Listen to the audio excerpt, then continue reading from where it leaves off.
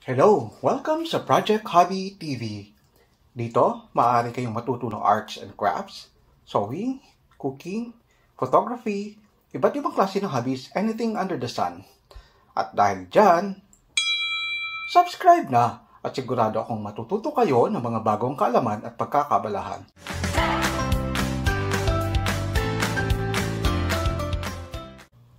Isa sa mga basic tutorial na nakaligtaan natin gawin, and when I say basic, talagang basic. Kasi hindi ka makapagtahi pag hindi mo alam gawin. Ano yon? Yung pagkabit ng karayom sa ating makina. So unfortunately, isa yon sa mga tutorial na hindi natin na-cater doon sa mga hindi talaga marunong maglagay ng karayom sa makina. So pagbigyan natin, tuturuan natin paano magkabit ng karayom. Alright? So unahin natin si mini sewing machine. But before tayo mag-proceed, sa tatlong klase ng makina na meron tayo dito, iisa lang ang klase ng karayom na ginagamit. Kung sa inyo, kung meron kayo dyan na gumagamit kayo ng ibang klase ng karayom, when I say different type of needle, yung purong bilog, walang flat part at saka curved part. So let me know kung paano siya nagpo-function sa inyo, kung okay lang ba, wala ba kayong problema. Kasi nasubukan ko dati, nagkamali ako sa pagbili, ang nabili ko yung bilog, tapos sinubukan ko, nagja-jam yung sinulid. So hindi ko na tinuloy. But anyhow, going back dito sa ating mini sewing machine, ang paglagay ng ating karayom, yung flat part ay nasa kanan, yung curved part ay nasa kaliwa. So, tandaan natin, yung butas ng karayom ay pag ganon. Kasi, paglagay natin ng sinulid from left to right. So, ganon siya. So, again, yung flat part, nasa kanan. Yung curved part, nasa kaliwa. Ngayon, kung masikip or matigas yung screw, gamitan lang natin ng bobbin. At yun yung pangtanggal natin or pagpaluwag ng ating screw. Ganon din pag sisikipan natin later on. So, ilalagay natin yung karayom. By the way, bago ko makalimutan, pag nagpalit tayo ng karayom or naglagay tayo ng karayom, siguraduhin natin nakapatay ang ating makina. So, makikita ninyo, hindi nakaplug. So, kung mananahi kayo at kailangan nyo palitan yung karayom, make sure na nakatanggal yung saksakan. Kasi, ayaw natin ng disgrasya, ayaw nating matahi yung ating kamay. So, safety first. Kahit sa anggulo ng ating buhay, safety first. Kahit sa pananahi, so safety first. So, ayan. Luluwagan natin.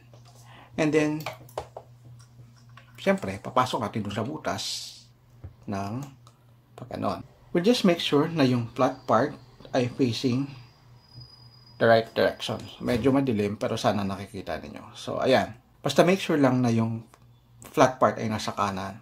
And then, make it a point na pag nilagay natin up to the upward maximum position. Ibig sabihin, hindi na maitataas pa yung ating karayom. Alright? So, ganun lang yon. Ayan. So, ganun siya. And then, habang sinisikipan natin yung screw, syempre, hawakan natin yung ating karayom.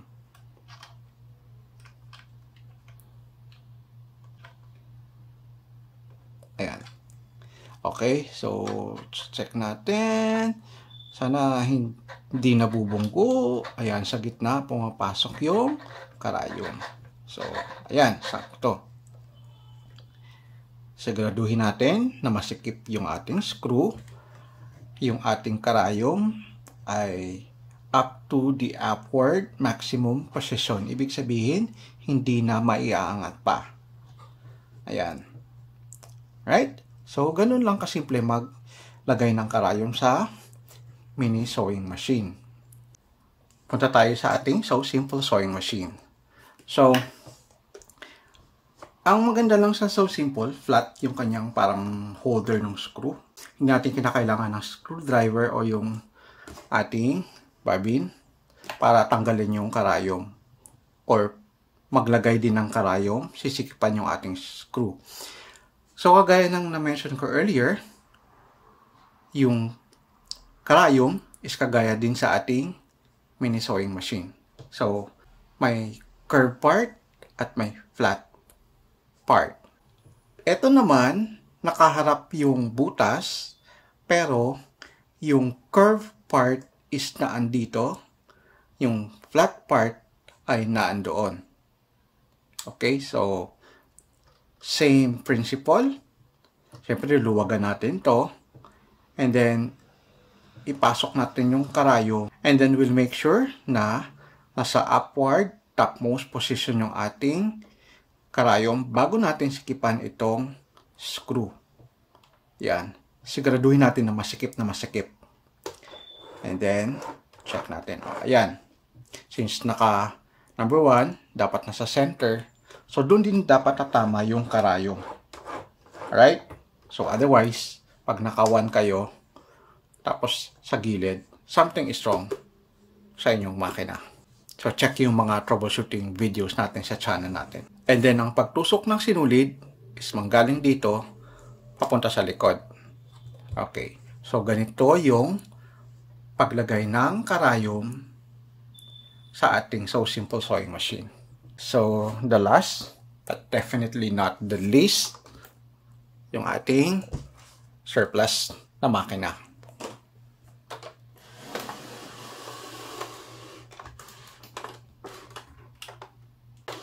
Ayan. Medyo ilapit natin para nakikita niyo.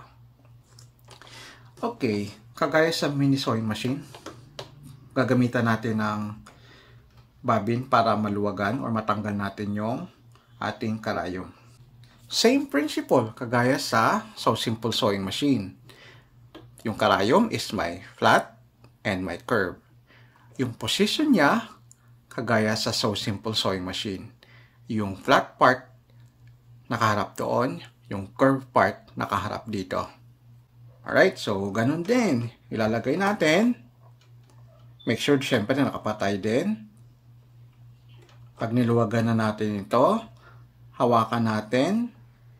Dapat nasa topmost position yung ating karayom at wala nang iangat pa. And then, sisikipan natin gamit din ng babin. Or, meron siyang sariling parang flat na screwdriver na ginagamit na kagaya nito.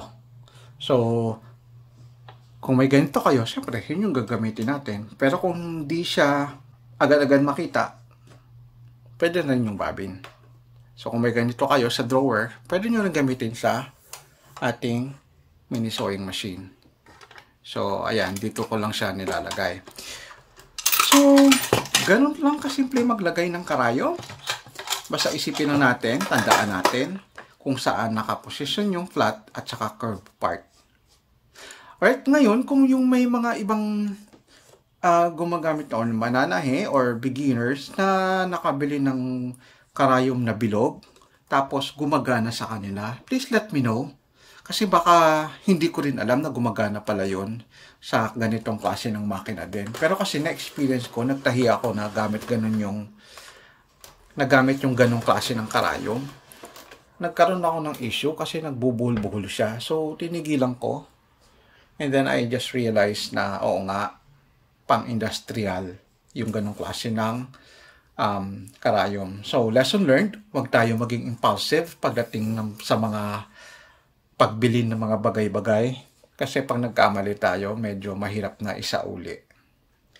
Alright, so again, yung karayom na ginagamit sa ganitong klase ng mga makina ay ang kanyang nomenclature o yung parang, paano ba explain yung nomenclature? Ilagay natin yung kanyang meaning dito sa video natin. Nomenclature. Meron siyang HA. Ito, may HA. So, yan yung klase ng karayom ang dapat nating bilhin. Alright? So, ayan. That's it muna for today. Kung yung may mga beginners na may gusto pa kayong malaman na hindi natin na ituro, just let me know. I-comment nyo lang sa comment section natin. At saka kung may mga video suggestions kayo, i-comment nyo lang din ulit. At bago tayo magtapos, maraming salamat po sa panonood. Umabot na po tayo ng 100,000 views total sa lahat ng video natin. So, it's quite a milestone on our part, sa part ng Project Hobby TV, kasi it only took us 5 months para ma-reach yung ganong milestone. So, maraming salamat ulit sa inyo. Sana patuloy kayong sumuporta sa ating channel at lalo pang lumago yung ating Project Hobby TV.